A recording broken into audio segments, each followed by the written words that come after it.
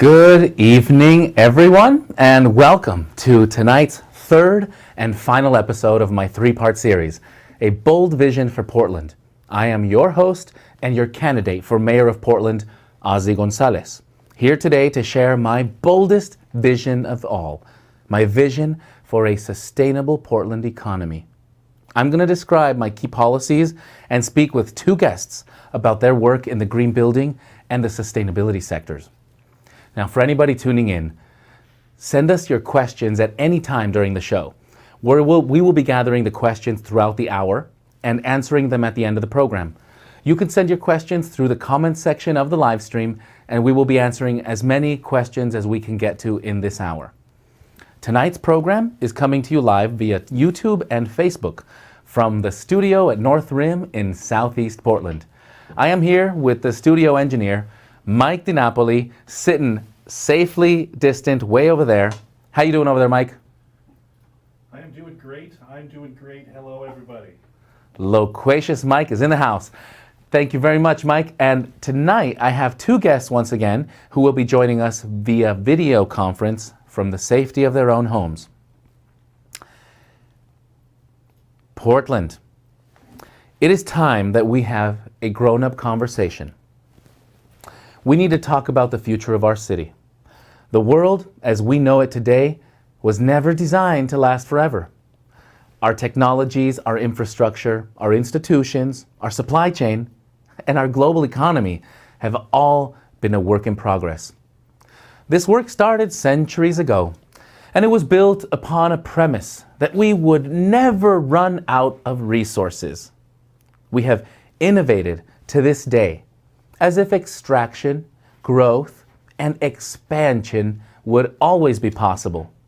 In fact, we made continuous expansion part of the definition of health, as if the planet's plentiful capacity to sustain us could never run out. Well, look at us now. We are not only seeing how vulnerable we can be to the plagues that Mother Earth is capable of unleashing, we have also seen just how significant and how immediate our impact on the world's planet is, because we are seeing what happens to the air, the rivers, the animals, and the plants when we stop our activities. This pandemic has stopped the entire world, and it is forcing us to revisit our most basic assumptions about what we are doing to ourselves and to the planet. How are we going to ever recover? What is our new normal supposed to be? How we answer these questions over the next months and years is going to define us as a city. And that's why tonight I'd like to share my vision for a sustainable Portland economy with you. Our city is known all around the world as a green city. In fact, over the last decade, the city of Portland has grown to become an exporter of sustainability solutions with over 20,000 green sector jobs in our city alone. Our city's green design professionals have found receptive customers all over the world, and they have been involved in some of the largest, most ambitious sustainability projects that planet Earth has ever known. There's no doubt about it. The design talent that we have in this city is world class. But something interesting has resulted from our green design exports. As the fame of our green design community has grown, so has the scale of the things that we are asked to do elsewhere. As a result, the biggest and most innovative things being done by our own Portland design community is being done in other cities. And I believe we need to fix that.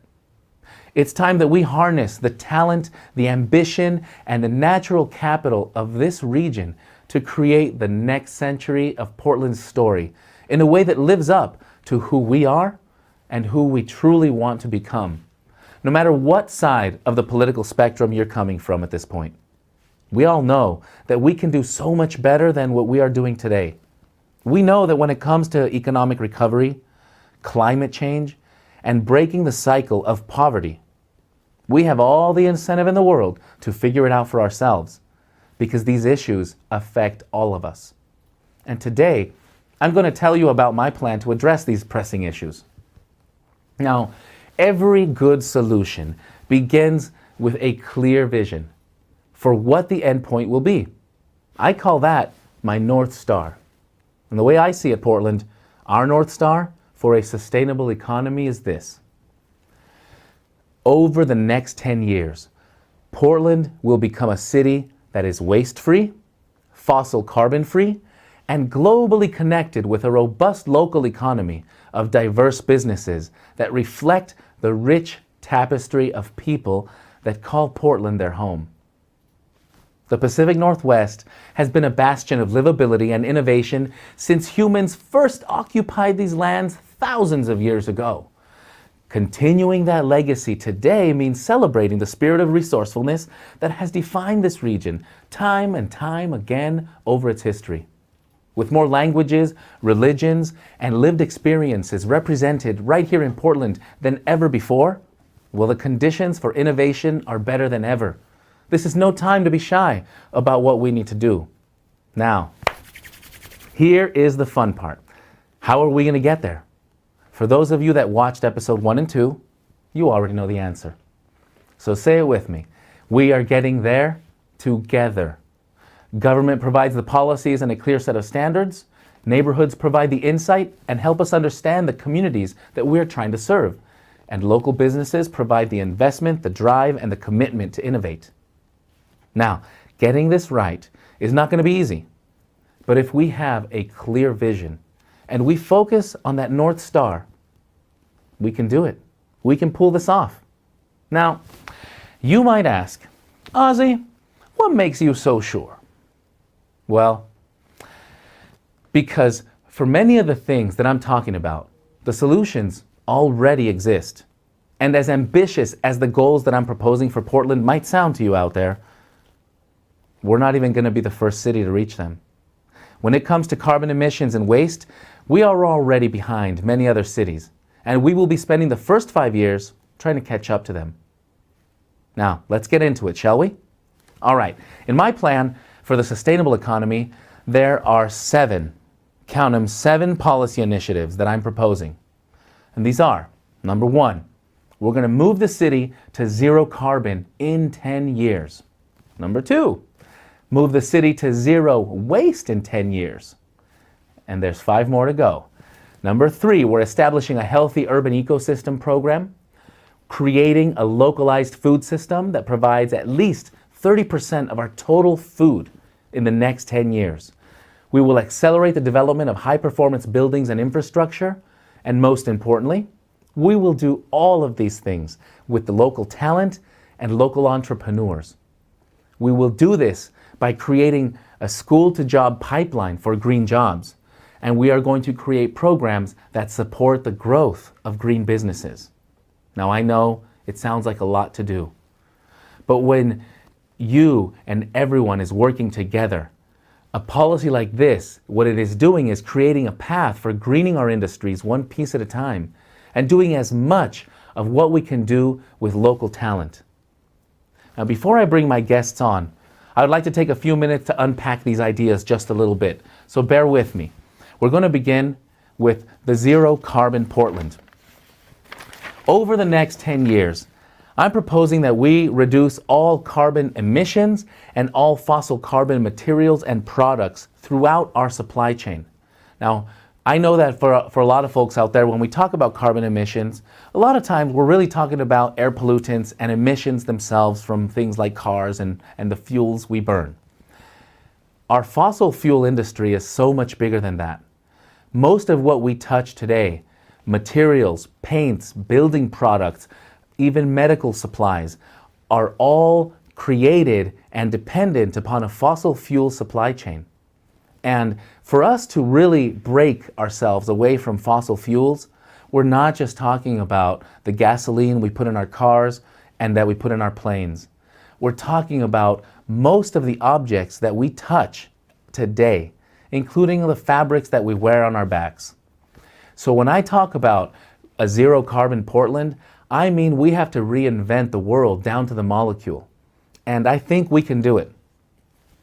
Now, the second thing about the zero carbon goal is really making sure that we're supporting businesses through these transitions. So I'm not talking about just saying, here's the deadline where you have to buy all new trucks and all new tools and that's it, figure it out.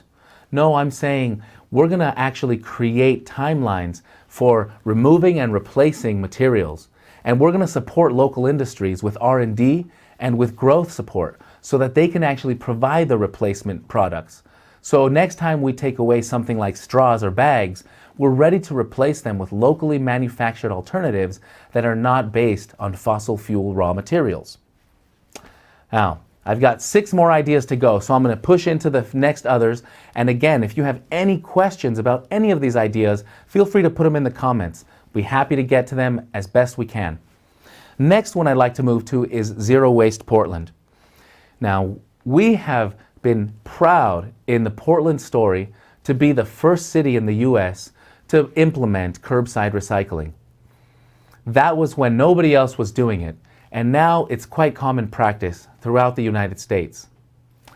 Now, one thing we have not done is kept up with that leadership over the years, and our rate of landfill waste and landfill diversion has all gone in the wrong direction over the last decade. And most of the things we put in all those multicolored bins on our curbside are finding their ways into landfills through one route or another. And we have a huge transportation carbon footprint associated just with moving waste to and fro across the planet. I think we could do a lot better than that, Portland. And I believe we need to look at how we are instituting local systems for collecting and processing waste. And I believe that we should be doing much better. When we start looking at how to reduce our waste and how to replace that waste with alternatives that are not with fossil fuels, we're moving quickly now towards goals 1 and 2. Now I'd like to move to number 3, healthy urban ecosystems. For those that have been following the Green New Deal and a lot of sustainability practices around the world, most policies don't look at this piece. So I want to take a moment to talk about what do we mean by an urban ecosystem. You know, I became an architect many years ago because I knew that there was no line between nature and cities. I decided to take my background as an environmental scientist and move into the urban fabric, exactly to erase the line that we created, thinking that this is where cities are and nature is someplace outside. So when I talk about urban ecosystems, I'm referring to all of the life support systems, stormwater management, the permeable open spaces that replenish our aquifers when it rains, the habitat, the microclimates that provide places for insects, bats, and pollinator species. All of those are part of a balanced ecosystem, and frankly, our cities are not devoid from that just because we decided to pave a piece of ground. And I believe that when we look at the role that ecosystems play inside of the city, we will quickly see just how valuable open spaces, parklands, shade trees really are to the health and livability of our city, its people, and all the other life that lives here within the footprint of Portland. So I think when we look at healthy urban ecosystems, I'm actually talking about ideas to bring green infrastructure projects into the city. And that means learning how to create a framework for green infrastructure projects. I'm talking about how to create better partnerships with open space and the built environment so that we can have not just floor area bonuses and trade-offs for density of development, but also green space trade-offs. There's value to green space in the city, and I want to make sure we're not just putting that into the nice to have category. Now on to the next idea, localized food systems. Portland, we are a foodie city. Our visitors love us for it. We are proud of it, and we are so much more livable because of the great care that our local food industry purveyors put into growing food, finding food, and preparing it for us. We need to take one step forward in helping them. We have seen right now in this pandemic just how vulnerable we are to critical supplies like toilet paper and cleaning. We're now going to begin to see what happens with our other critical supplies such as food. We're already seeing it in the meat, eggs, and poultry industry throughout the Midwest. We have yet to see what's going to happen with this pandemic and how it's affected the food supply system that's getting planted and will be harvested a few months from now. But I could tell you this, we are vulnerable in the Northwest if we are not producing food within our bioregion. And we need to really look at supporting food systems within even the urban city. As the world begins to urbanize and people move out of farms, we need to have an answer for how we will feed people in cities. And the answer will not always be mass-produced industrial monoculture that's hundreds of miles away. That is an old model, it depends on fossil fuels, and it is unsustainable. And so we have to figure out how to do things differently. And so I'm thinking, if in the next 10 years we're producing 30% of the food we consume right here in the Portland footprint, then we're on the right track. And I want to create the building codes and the partnerships to do exactly that. Now, the next idea is about high performance buildings and infrastructure. We just started talking about one version of those buildings, urban gardens, vertical food systems. Now I'm talking about the buildings that people occupy. High performance buildings today take on many forms.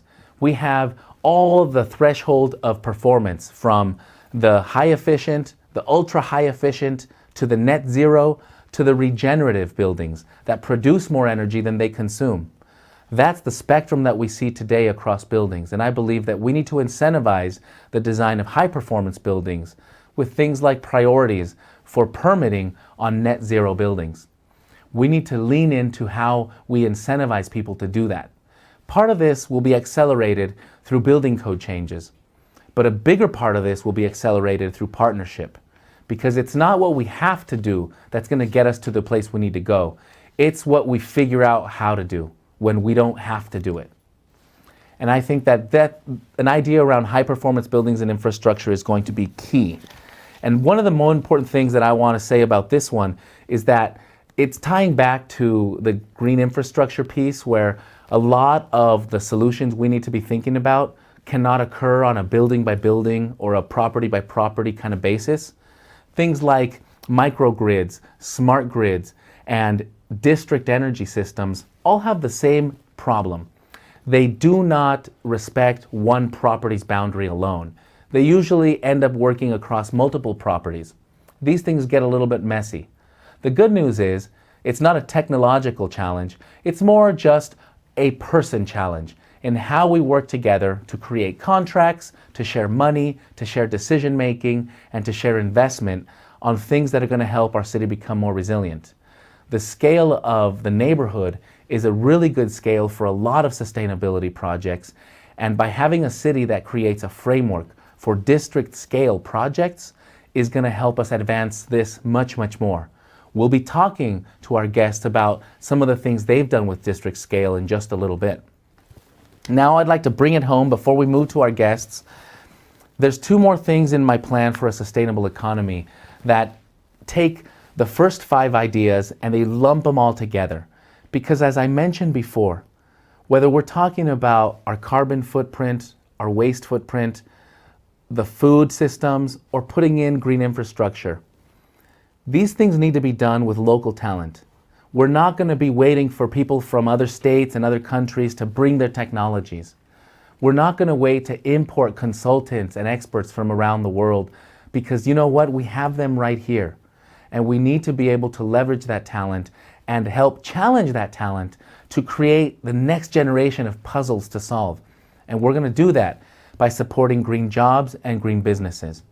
So when I talk about green jobs, I'm referring to creating pipelines that go from the classrooms all the way to the job site that are directly and specifically tailored to the industries that we want to work on. New fuels, new vehicles, new materials, new products that replace fossil fuels and plastics. Those are the things that are going to take us down paths of trying to find pipelines for success. We're going to be working with Portland Public Schools and many of the community colleges to make sure that young folks are seeing those careers earlier in their academic experience, so that they know that the jobs of the future are there for their taking. And we want those bright-eyed, young, diverse PPS students to look at the adults around them as their support structure, because we need those young folks to tap into those jobs. The other side of this is we have to help the businesses themselves. Being a business is not always a walk in the park. It's not for the faint of heart, and one of the biggest concerns every business out there has, regardless of the industry, is taking care of their staff and their people. One of the biggest benefits to a business and the biggest risk is the people and the staff that they depend on every day to deliver products or provide the services that their business provides. And so if we're going to be supporting a new pipeline of workers and we're trying to shift our industries to renewable models, then we have to make sure that our businesses are not threatened by these changes and are not left to feel like we're just leaving them behind. We have not done this very well over the last 30 years, and this is something we need to do much better. It's one of the things the Green New Deal brought forward, and it's something that I have not ignored in my plan for a sustainable economy. Green businesses are all coming forward, and we want to make sure that we're supporting businesses in Portland that are diverse, that are innovative, and that are changing their industries for the better. We have all of the interest to do that here, and we have all the ingredients to actually move this forward. And I argue this is something that we want to do. And so, with that, what I'd like to say about all 7 of these ideas before I bring on my guests is that I know some of you are out there thinking, whoa, this is a lot of stuff to think about. My brain's exploding. How are we possibly going to get all this stuff done? Why don't we prioritize? And this is exactly why I'm running for mayor, Portland, because one of the most important things that our leaders can do today is climb up the mast of the ship that we're riding together and look out on the horizon and look down on the deck so that all the individual pieces of what we're doing is able to show how it's coming together. And we're able to see that the direction we're heading in is the direction that we want to go. And so for me, looking at energy, water, waste, jobs, industries, and habitat is just an ecologist way of saying we have to be holistic. We have to look at the whole system. And when you look at the whole system, it makes it easier to see how each part fits into the overall puzzle. And I don't want to ignore any piece of this puzzle, and I encourage you to help me find where I've left some stone unturned, because bringing a sustainable plan forward really does take all of us. Now, I'd like to take a break from my ideas. Again, if you have any questions about any of the things you've heard so far, put your questions in the comments. We'll be bringing those back right here with our guests after we've had a few conversations with the folks that are joining us today. So now, with that, I'd like to transfer over to introducing our guests for this evening. First, I'd like to introduce Vanessa Keitges, President and CEO of Columbia Green, a local green roof company and amenity deck company whose core technologies help manage the quantity of stormwater on the roof using a variety of patented technologies. She has an impressive 15-year global career in business, development, marketing, and sales. In 2013, Vanessa was appointed to the let me say that again. This is important stuff. In 2013, Vanessa was appointed to President Obama's Export Council to represent the interest of small businesses and the green building industry. Oh, Obama. She actually reported to President Obama every 6 months, along with 26 other CEOs, including the CEOs of Boeing, Ford, Marriott, Disney, Dow Chemicals, IBM, eBay, Lockheed Martin, Merck, Pfizer, and others. Like I said, impressive. And next up, joining Vanessa and I, is another very impressive gentleman by the name of Eric Corey Fried. He's one of the leading sustainability thinkers in the world. He is currently Senior VP at Canon Design, but he is also an author, a speaker, and an indispensable consultant to some of the largest developers and real estate companies in the world. He is all about deep green buildings and his core aesthetic centers around measuring the impact of our choices on the environment.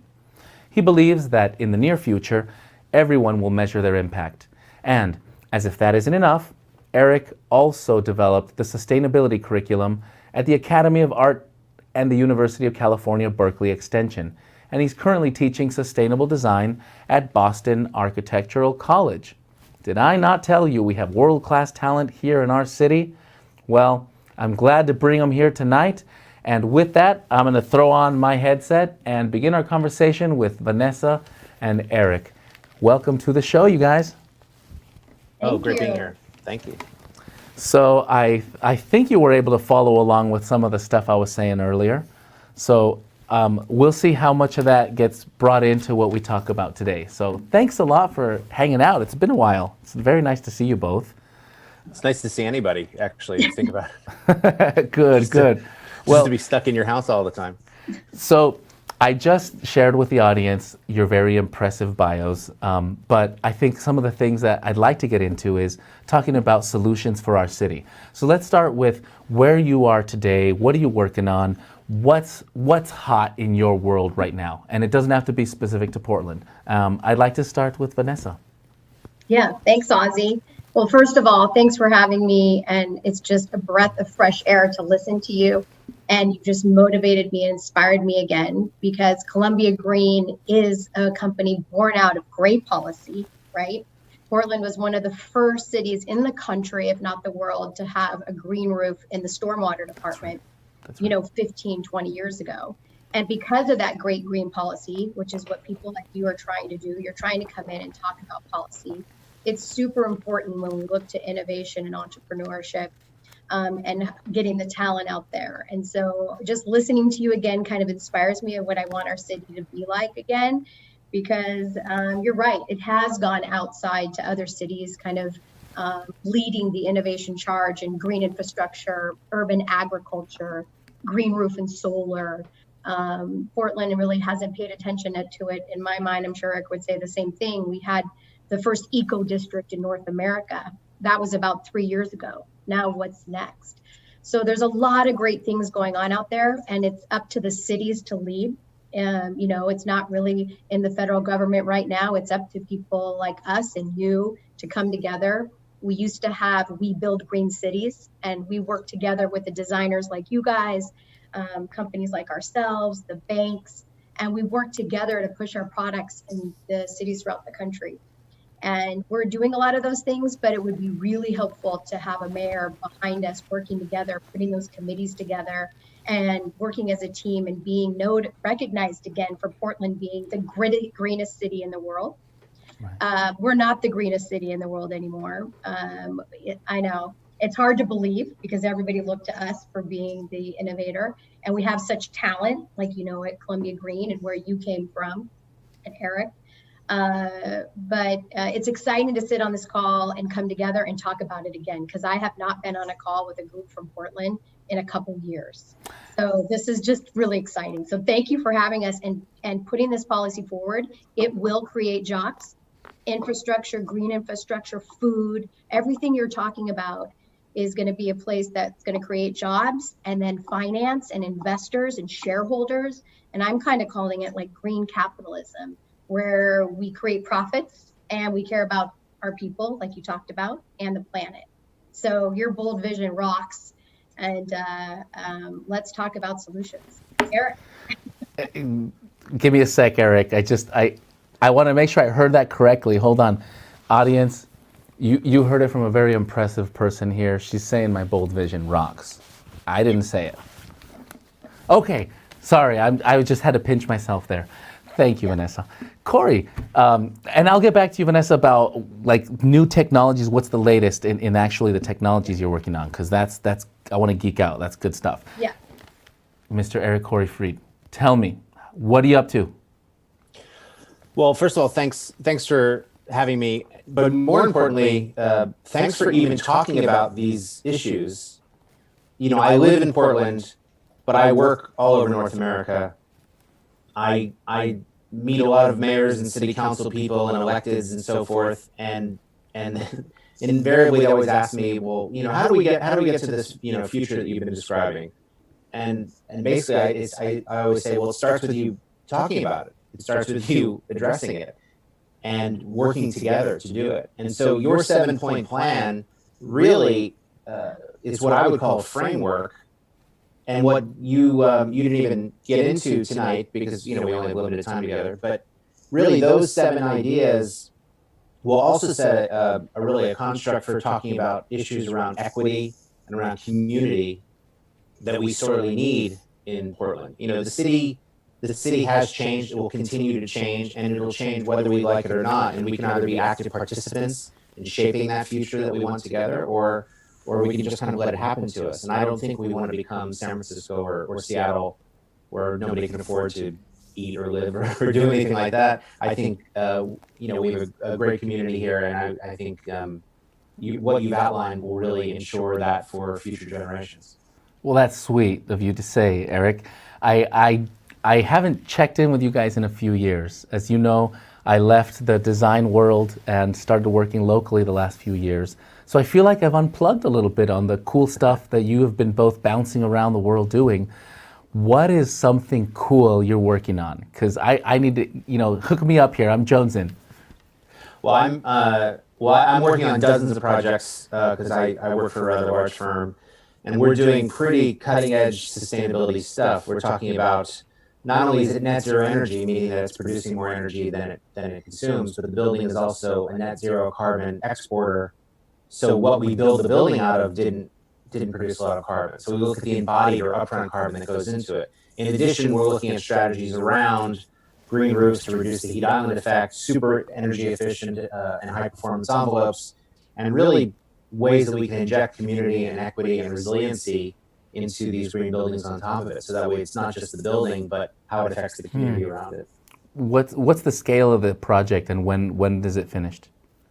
Well, I've got, a typical project starts with a building, but Ozzie, I think as you kind of alluded to, for most of my career, I thought of each building as kind of being in and of itself. But once you start to let go of that idea and start to realize that a building is part of a larger community and there's a fabric and a neighborhood around it, and you take this district scale approach as you start to outline, these opportunities start to pop up. And I almost feel foolish that for, 2/3 of my career, I was focused just on the building. The building will solve all the world's problems. And now I go into it with every building as part of a community. Every building should take a district scale approach. And so I work with a lot of university campuses all over the country. And so that's kind of the scale of really a robust neighborhood. We'll get to. I want to talk about the challenges of district scale work in a second, okay? Because I know you both have had some experiences with that. So before we do, I want to hear, Vanessa, let's talk about the tech world. What's something cool you're working on right now? What's the latest in green infrastructure, green roofs? Yeah, so, well, you talked about it, you guys are both talking about it. It's not just the building, but going into acres. And also not just focusing on the planet, but the people. So we're working on a well city in Tampa, can you believe it? It's a 50-acre project where they're focusing not just on infrastructure, but the healthy, making sure people have access to air, light, and nature.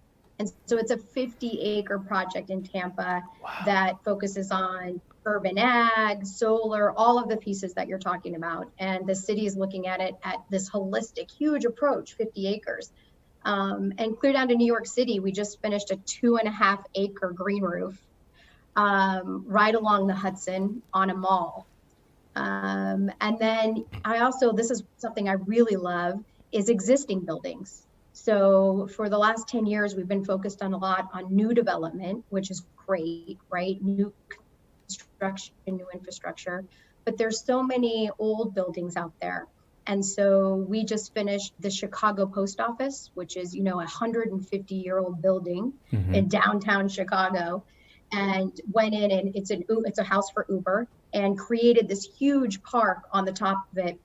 Again, to give the tenants access to air, light, nature, but it took it from an existing building and made it green. So I think as we look forward in the tech side, it's not just new development, but how are we developing technologies that are also helping the existing building, that we don't forget about them, that they're massive impacts in the city, and how do we green those buildings? So we're working on, from a tech perspective, urban ag, acres, caring about what the people are, what's going on in the building for the people, existing buildings, wood frame. This is another, timber. How do you do a green roof on a wood frame building, which started out in Portland, but hasn't gone very far. So we need a mayor to help us there. And then habitat. We created a plant palette for the pollinators and bringing back more of the birds and the bees. And also some of my favorite work is in the hospitals, and creating these environments for people to recover faster in our cities and our communities. So from a green tech space, it's still also really focused on stormwater. I mean, the ROI is really important for the developer, and how we take these acres and districts like we did on Haslow on 8th, which we still talk about as one of the coolest projects in North America, where you're managing 100% of the water and the waste on site. We need to do more of that in Portland and more of that across the country. But that's some of the cool stuff we're working on, I would say, is not just buildings, but acres and existing buildings. Because I think if we want to make a huge impact, we need to develop designs and technologies that think about these older buildings too. Wow, and your example of the well city is exactly what I'm referring to when I say that there's local designers being taken to other places and being asked to do things that are amazing, that I think we should be able to bring back and do here. That's pretty phenomenal. And you mentioned Haslow and 8th, so I'm going to take a moment again and kind of bring the audience up, because I want to talk about that one with you guys. For those that are not familiar, Haslow and 8th is a project here in the city of Portland that is one of the great green eco-district examples that we have in planet Earth of what happens when shared investments come together, when they partner with the city and they create infrastructure that helps offset the sewer system and helps create very visible green technologies. It's actually one of the places that is going to be in a more stable place in the events of flooding, because of the resilience that they've built in through those systems. And the folks that we have on the call today were all involved in it. So it was one of the projects that was on First Stop Portland Stop. We've had people from all around the world stopping by to visit Norm, the system that is at Haslow and 8th. And now we're going to talk about why we're not seeing more of those projects. All right. You guys heard me tee it up. Why aren't we seeing more of those projects, Eric Coreyfried, in Portland?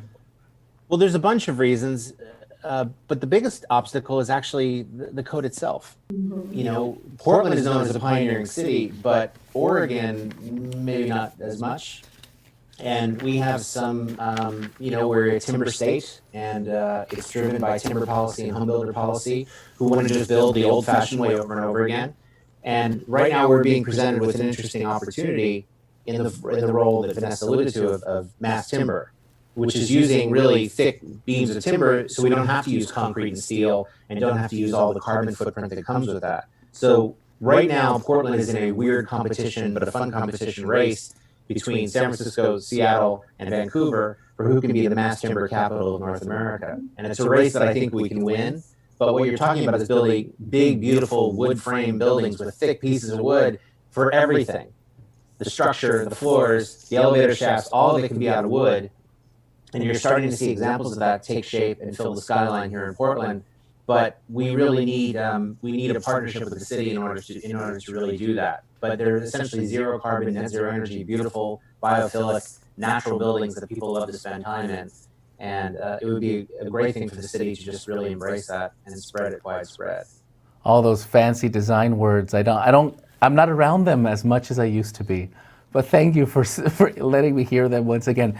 No, you're right. And we've got we're actually a few blocks away here in Southeast Portland from a few places that have a mass timber project.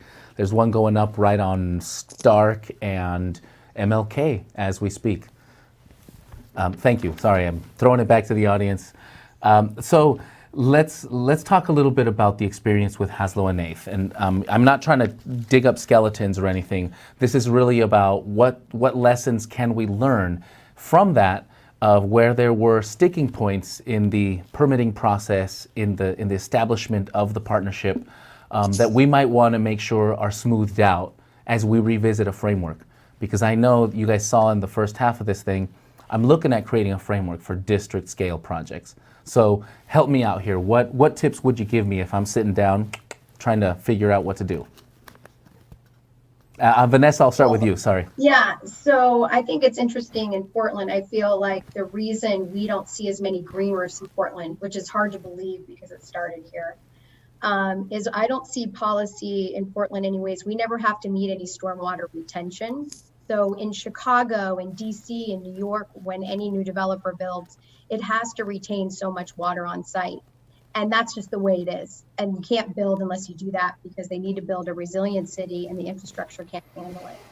So in our city, I don't see that. We don't do a lot of green roofs, and there's this green roof mandate, but yet you can get around it, right? So I think it's a 50-50 chance if you do a green roof, and mainly a developer's probably going to do it because it's going to add real estate value, but it's not because of anything policy. So I know I'm not talking about Hazel on 8th because for us, that was a few years ago, and I'm seeing it now. Like, why isn't there more green building, green infrastructure, green roofs? Let's just use that on any of the new developments. And what I hear is that it's not really enforced in the city of Portland. And from a building perspective, I've also heard it's really hard to get those timber projects approved, where in DC and Chicago, it's very easy. They're like trying to innovate and trying to get these projects through. In fact, if you have a green roof and you are timber-based, urban ag, you move ahead of the permitting line. Or it doesn't even have to be incentives, it's moving ahead of the permitting line. So I think from a city perspective and being engaged, it's back to these building codes that might be old or not up to date from a policy perspective. And so therefore we're not innovating anymore. And so a developer really doesn't have to do anything innovative here. All our innovative projects are outside of Portland right now. So I was kind of speaking more to like what we could do inside the city to start pushing for more innovation so companies and designers can start building here and creating that tech again. Okay. Eric, I don't know. What do you say, Eric? I mean, you just said you're working everywhere else besides Portland. Is it because the developer doesn't have to do it here? What's your opinion on that? Yeah, that's a large part of it. The funny part is, we get a lot of rain here and a lot of stormwater that runs off of our buildings. Yeah. And I just today had a conversation with essentially a developer in Florida talking about using green roofs as a way to control stormwater. Most people think of green roofs as just the plants on the roof, but in truth, it's really a great way to not only retain the stormwater, but filter it and clean it a little bit before it slowly goes back into the sewer. And so it's part of an overall strategy to save them money. If you do it right, a green roof saves you money. And there's plenty of things within the building that does that. We talked about the Hazel on 8th project. It's funny because I always think about how many people kind of go in and out of those buildings in there and then walk past that little garden in the middle and don't realize that the poop and pee of the residents is being treated naturally through bioremediation in what we call a living machine right in front of them because it doesn't smell or any of that stuff. And part of that is what made that building possible, which is, it kind of blows your mind if you think about it. Yeah. And there are, as Ozzie said, there people come from all over the world to look at Hazel on 8th and then they leave because there's not enough examples here to keep them, I feel. Wow. So I want to just kick it to the audience real quick, and I want to acknowledge something. Vanessa, you said something that breaks my heart a little bit in recognizing how those big, bold projects continue to be done outside. We used to be the leader in green roofs. We used to be the leader in recycling. This story I've heard from our design community over and over and over again. As an architect myself, I felt frustrated how much we were doing amazing projects around the world, and then coming back to Portland and we were still talking about how we were the first to put recycle bins out in the curb.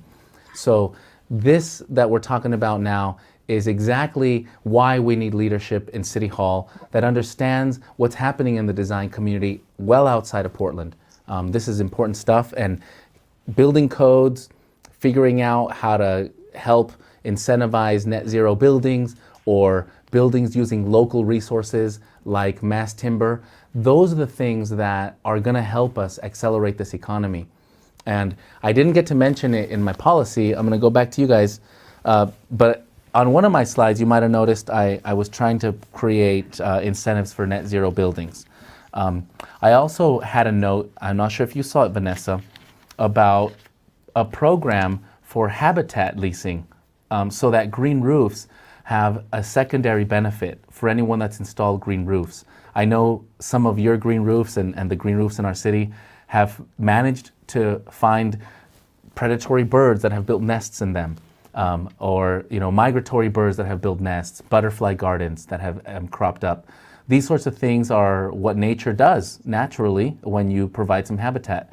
Now, what can we do in the city to actually make that a little more intentional? If we're trying to, have some sort of bat boxes to offset, the upswing of pests in the spring or things like that. Do you know of any examples, Vanessa, where there's been, the secondary uses of green roofs, or where anyone is like applying green roofs beyond it's in my building now as a static system? Well, we're seeing more, especially on the East Coast, using them for bees and pollinators. Good. And I think something you're seeing with this pandemic that's been amazing is everybody's probably been seeing how animals are coming back to the cities. Yeah. And it doesn't take much. Can you believe it, you guys? Like, it's only like 6 and 8 weeks, and you've got, goats in Ireland, right? Bringing greenery back in, green infrastructure on the ground, the walls and the roofs. I know in Multnomah Library, where we have a green room for 10 years, they're starting to see a butterfly they hadn't seen there in years. We are just touching the iceberg, I think, of bringing green infrastructure back, and what animal life and bees and butterflies and birds are going to come. And that's a great place to innovate still, because we're just starting to do that, where there's a lot of beekeepers out there doing rooftops now. It's very cool. And we're just starting to get into it. And I see it more on the East Coast. I haven't done very many here on the West Coast yet, or in Portland.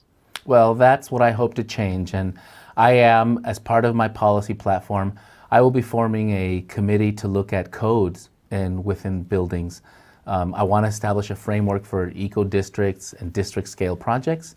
And I want to look at where there's codes that we have not adopted here that we might want to look at.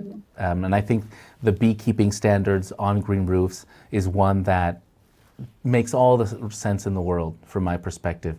And if we're not seeing the value of ecosystem services as part of the sustainability resilience conversation, I could see how these sorts of things like beekeeping might seem like a distraction from homelessness and housing and livability. But I could tell I'm with like minds here in recognizing that those things are actually hugely valuable, and we don't see it because pollinators are some of the most hardworking species on planet Earth, and our entire food system depends on them. And we don't realize it because they're so busy doing the work without our permission. Well, and just to add to that, like, we work with some of the largest developers in the world who are REITs, publicly traded companies, and their investors and shareholders are demanding that they build living architecture that does do bees. So clearly some of your biggest finance and banks in the world are going to these developers with these acres of projects, and they're saying, looking at green infrastructure, making sure that they can manage the water on site and waste in case of the storms to come for resiliency. Urban ag, food, right, we talked about, and then pollinators, habitat's key. So I think if we look at that, that's amazing to me. And if you do drive that policy, that's what drives investment and companies and shareholders, because that's the green tech, right? Is now all of a sudden food and living architecture and green is, the earth just clapped back at us. And clearly, if we don't invest in it now, and I think shareholders are going to be looking at where they're spending their dollars, because this will cost them more if they don't. And it includes, we think it's silly, but that's why I think these publicly traded REITs, these developers, the biggest ones in the world, are looking at things like bees. It's not silly anymore. It's silly that Portland isn't leading the way with all this talent and technology that we've been trying, and that we're not innovating on all our gosh darn projects in Portland and showing the rest of the world that there's not just Haslow on 8th, but go here, here, here, and here. And let's show off all the services and the product and the financing, and and drive companies that want to be here and incubate here and innovate here, because the leadership, and there's a place for us, like not just on a Friday night where we've like been so excited to come together. My team was so excited that we were doing this. They're like, finally, a leader that's going to come in and bring us back together, because we love this, right? Our teams love this. They're so proud, but yet we don't have a leader in Portland bringing us together to guide us to go take over the world.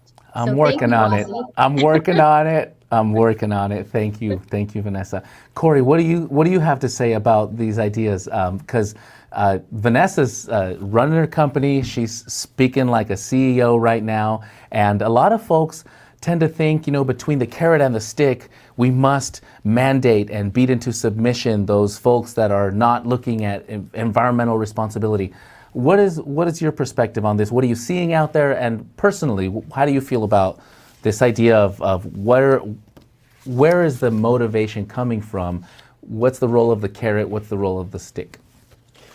Well, there's always that kind of model of we have to force people to do it. But I don't take that approach, especially with sustainability. What I really see it as is this is our opportunity. This is our opportunity to rethink a lot of the assumptions of the 20th century that turned out not to really be true or correct. This is our opportunity to rethink making everything centered around cars and traffic and congestion, and rethinking it of how we can develop communities that are around vibrancy and walkability and safe spaces that are safe for children.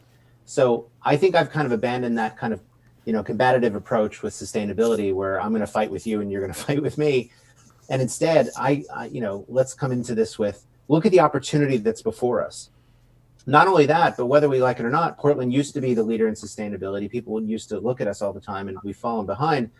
And we have an abundance of brilliant talent here in the city. And ironically, we all end up working on projects outside of the city. Gosh. We have the best engineers, the best architects, and everybody that are being tapped who are here in Portland, but we're working on projects elsewhere. All right.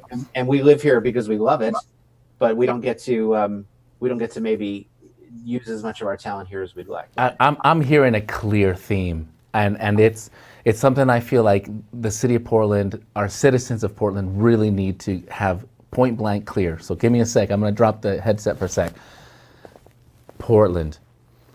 There is no reason on earth why this city should not be showcasing the highest and best talent and innovation that our design community here has to offer.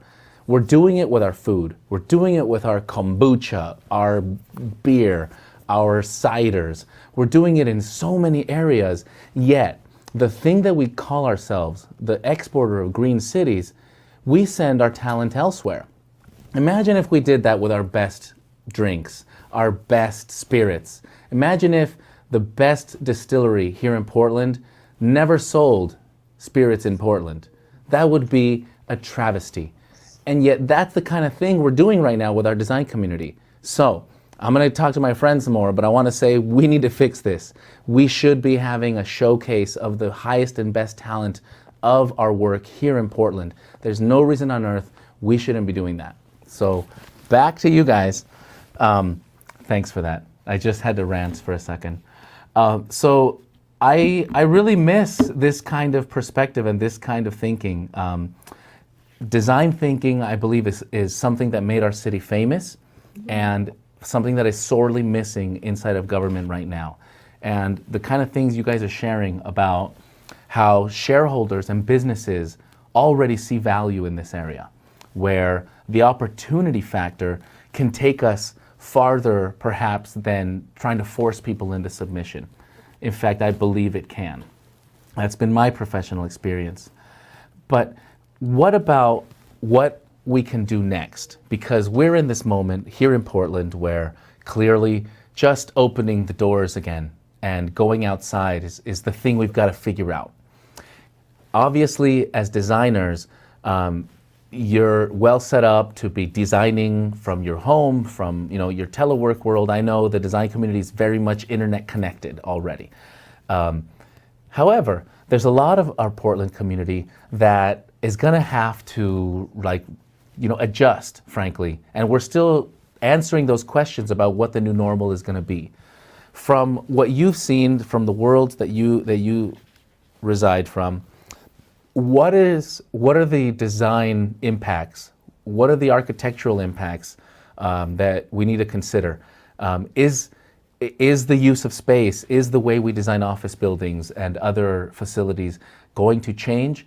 Have you thought about this? If so, do you have any thoughts about this? I'm going to start with the architect. Eric Corey Fried, what do you have? Not only have we thought about it, we're having these conversations in real time, and it's changing weekly. So imagine, I'm working on healthcare centers and student health centers as this global pandemic is occurring. In one sense, it is a bizarre time to design anything. And in the other sense, it's an exciting time to really get to rethink instantly all of the things we had. For example, I'll give you a very simple example. In a normal hospital, 15% of the rooms are typically slated as ICU rooms, meaning that they're pressurized, they have certain hookups, they have certain electrical needs, and so forth.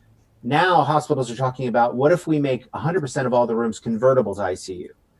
So that way, if this ever happens again, they can change it over. And so what would that mean? How do we do that? We're looking at now hotels and how hotels can be turned into makeshift hospitals very, very quickly, because that's what we're doing now in the middle of the pandemic. And we're expecting more pandemics, unfortunately, to come in the future. So on the one hand, there's that. But on the other hand, we're also talking about how design doesn't exist in the vacuum. We really have to look at changing policy and changing behavior. And you're all already experiencing that, right? I went out to, I'll admit it, I went out to Lowe's the other day because we needed something desperately. And Lowe's was packed, but we've all changed our behavior. We're wearing masks. Everybody else is wearing masks. We're keeping our distance. So I think you're going to see not only design change, but probably our interaction with things change. Maybe you won't show up half an hour early to the doctor anymore, but maybe wait outside until 2 minutes before. I think there are things like that that are going to become part of the norm too. It is just, in one sense, I think as a designer, I'm excited at the chance to question everything. And on the other hand, it's also freaky to be planning anything for the future when the future seems so uncertain. All right. In a similar vein, I'm going to twist it so it's not such an architectural question for you, Vanessa. In green roofs, there is this biophilia. Hi, you hear me? All right. Yeah, sorry, my dog is barking in the background. Oh, it's all right. It's all right. So with green roofs, there is clearly the affinity to nature. There's obviously the stormwater benefits. There's the heat island effect reduction. The cool geeky stuff us architects like. Yeah. But then there's the soft fuzzy stuff of the fact that someone has a nice view out of their their 8-story office window, and they could see instead of a glaring white TPO rooftop, they're seeing a beautiful meadow of wildflowers in the spring. So the pandemic has made folks, for good reason, very cautious about the environment. We're trying to protect ourselves not just from each other, but from airborne illnesses. And having what I would call the antiseptic life has kind of come into full flavor. How much is green roofs? How much does the affinity to nature help counteract this idea of resilience? Let me give you context. One side of this is we have to live in a bubble now. We have to live antiseptic. We are not going to come into contact with other contaminants, and so that's one extreme. The other extreme I've heard, it has to do with, we are biological species. Our immune systems are developed by exposure to things, and we need to stick our hands in the mud and put our feet in the sand, and that's what's going to help us evolve. What part of green infrastructure do you feel, what's the place of green infrastructure in this conversation? Yeah. I think we've been talking about it for a long time, not just about the planet, but people, building healthy places for people to live, work, and play by giving them access to air, light, and nature. And so we're really excited. I've just been thinking about it just from a design perspective and putting more green roofs, plaza decks. I mean, we go outside in the Pearl and the parks are packed. I mean, everybody Yeah. fled to the beaches, right? Yeah. And so nature, I think, is going to be becoming even more important, which is why it's so important that someone lead in the city of Portland, because nature is now really important. People getting outside, access to nature clearly is important to everybody. And I think this is an exciting time for green roofs and plaza decks, because now an employee or a hotel guest or a tenant, hospital, they can go outside on this roof in a city and urban environment and have access to a tree and the birds and the butterflies, and even more access to air, light, and nature. And it's building healthy places with nature. And green infrastructure is going to help build resiliency for the storms, the heat island effect.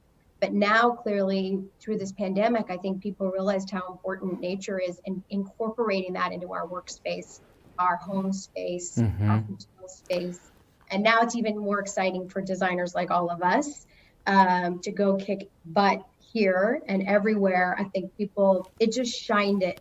Now it's so aware of what we need to do. And I think people are going to be investing in it even more than we ever saw before. And that's why they're calling it green capitalism, green economy.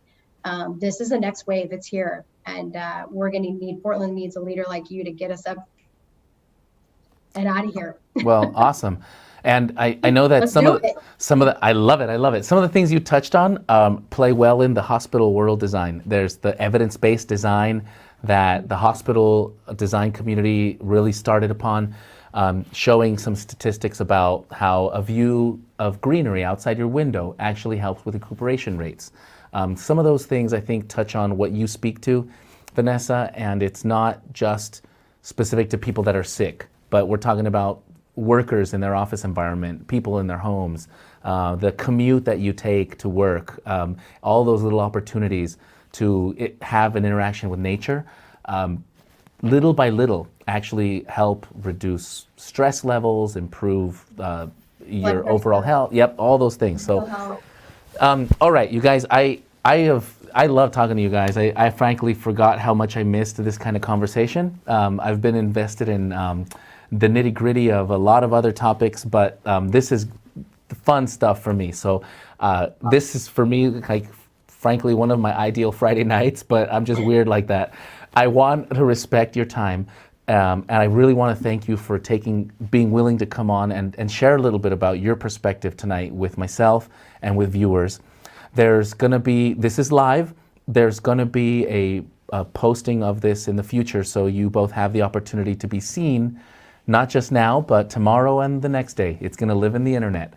With that, in parting, what would you like to say? Are there any closing thoughts or words that you have either for me or for the city of Portland, or whoever's watching?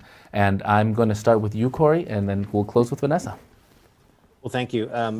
Thank you for having me. Thank you for letting me join with Vanessa, who's awesome. And you don't know this, but in person, she's even more of a presence than you're already getting through the video. But this is the time for this conversation, right? We need to be a city that's looking forward to the future. We need to be a city that's also really addressing the threats that face us around carbon and the climate crisis. There's been a whirlwind of activity in the business world that's really making this possible. 100 of the world's largest companies have already committed to 100% renewable energy. You've seen the 7 largest insurance companies in the world saying that if you're not addressing these issues, you could be, quote, uninsurable. You've seen Moody's, the largest credit risk agency in the world, has said that cities that don't address these issues could risk being downgraded in the future. So this is not just on a whim. This is really part of a much larger global trend that we need to address. And for us, this is our opportunity to create jobs and create industry, and create community and create enthusiasm. So going zero carbon will be a great thing for us, and it's one that we have to do. You know, I had the privilege of working on the climate action plan for the city of Milwaukee, little tiny Milwaukee just south of the city, and it's one of the first in the whole metro region to actually do a climate action plan and create a pathway to carbon neutrality. And if little Milwaukee can do it, then I think big brother Portland above it can do it too. And ideally, maybe all of the cities in the Oregon metro region can do it, and we can really set a bold course towards the future. And Ozzie, thank you for even bringing up these issues. It's wonderful to hear somebody running for office that's talking about this so eloquently and so knowledgeably. So thank you. It's about time. Vanessa. Well, I would just add that sometimes when people hear about green policy and green infrastructure and that it's pie in the sky, but really it's always back to jobs, right? And this will create jobs and we're going to need them, right? And so they might as well be on the cutting edge. You've got San Francisco on the cutting edge of tech and Seattle, but we need to lead again in the green building tech and create jobs, get our universities tied back into the research with our designers, and then create more innovation in tech. And you've got all these great huge tech companies coast to coast, Google, Amazon, they want to invest in this. Bill Gates invested in that 50-acre Tampa Bay project for well, 50 acres of well. That's Bill Gates. He's in Seattle. If someone here in Portland was leading like you, Ozzie, these tech companies would be investing, and they have to meet this, like you're saying, is that they're going to invest in us, and then we invest in our schools and our education. We create jobs and taxes. It's not hard, sitting on Obama's Export Council for Small Business. If small business starts here like this in innovation, we create jobs, we keep product, we can export out. But we got to innovate here, and it starts with leadership. It's been gone. We haven't had these types of meetings together. It wouldn't take much. It's simple. Like, it doesn't take a lot for us to come together and make a big impact. And Portland's done it before, so I know we can do it again with you. So thank you again for us geeking out on this Friday night. And let's make the world look to Portland again and make ourselves proud of what we can innovate here. I couldn't have said it better myself. Vanessa and Eric, you guys are both tremendous pillars of our community. You're kick-ass people.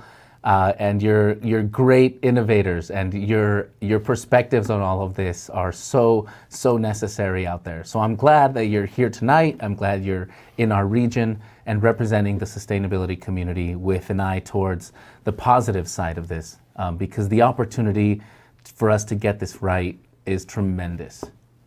Thank you so much. I'm gonna now button it up. You're welcome to hang out. I'm just gonna do a quick goodbye now. We're closing up our show and closing up the series. But you've said it, there's an interest and a need to have leadership that's looking forward this way. And it's clear that if we had folks in City Hall that know how to sit down with our design community and really figure out what are the problems we need to be solving, how do we define the problem set, and how do we even create some design concepts so that the community can start to get excited about what we're talking about. I'm calling Eric next. There you go. There you go. You got us working back together right here. We're doing it. And right here, it just starts like this, and now we're gonna innovate. I bet we create something cool, and we'll do it here in Portland, and then we'll export that out. So thanks for getting us started. And Eric, I'll talk to you on Monday with our team. I love it. All right. Well, hang on right there. I'm going to say goodbye to the group over here. With that, I think we're going to wrap up our final episode of the series. I want to thank Vanessa and Eric for coming out tonight to join me.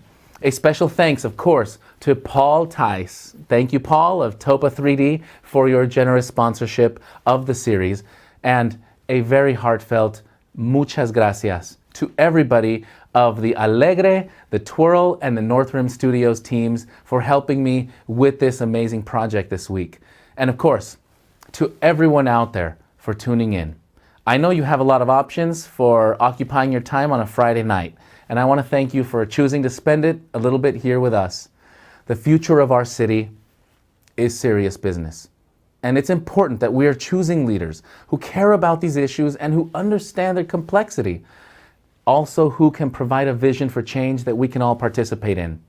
Over the last week, I shared with you my plans for housing and homelessness and how I want to end street camping humanely. I shared my plans for transportation and mobility and how I see us creating a city for the next generation of vehicle and fuel technologies right here in Portland. And tonight, you've heard my plans for a sustainable and robust economic recovery. And I hope that through all of this, that you found something you liked. You know, I also hope that you found something that you didn't like, or that you think that you could do better. Because in either case, I'd like to know all about it. I believe the most important quality that you can find in a leader today is a willingness to learn from others. And despite all of the ideas that I've brought today, I hope that it is my willingness to learn that earns your vote. Portland, I would be honored to serve as your next mayor. My track record, my actions, and my ideas are all on my website for you to see. And if you would like more information about any of my policies, or you would like to see more of my videos, go visit my website, ozzieforpdx.org, and you can subscribe to my social media channels. And remember, Portland, no matter how uncertain these times may get, I encourage everyone out there to not give up. Because I know that when we put our egos aside and we work together, we got this. This concludes our series. I'd like to say good night and farewell.